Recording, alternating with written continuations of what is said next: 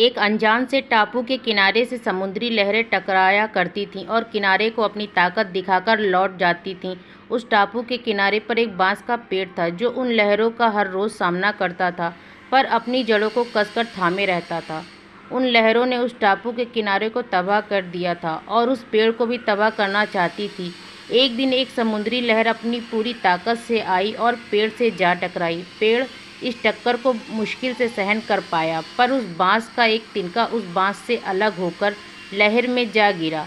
उस पेड़ के तिनके को तोड़कर लहर बहुत खुश हुई और अपनी जीत की खुशी में उस तिनके को डुबाने लगी, पर वो तिनका भी उस बांस का अंग था जिसने कभी इन लहरों से हार नहीं मानी थी। जैसे ही वो लहरों में डूबता, कुछ ही देर बाद वो फिर लहरों के ऊपर आ जाता। ये खेल कई दिनों तक चलता रहा, पर वो तिनका डूब नहीं रहा था। जिस तिनके से वो लहरें खेल रही थीं, अब वो तिनका उन लहरों से खेलने लगा।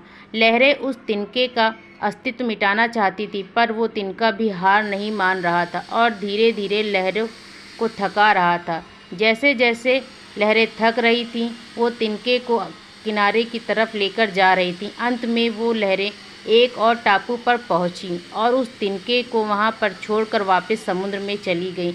उस तिनके को बांस से बिछोड़ने का तो गम था, पर उस तिनके ने आज खुद की ताकत को और भी जान लिया था। वो तिनका उन समुद्री लहरों पर जीत गया था। इस कहानी से मुझे ये ही समझ आया कि अगर वो छोटा सा तिनका उन लहरों पर विजय पा सकता है, तो हम अपने जीवन में आने वाली मुसीबत की लहरों पर क्यों नहीं।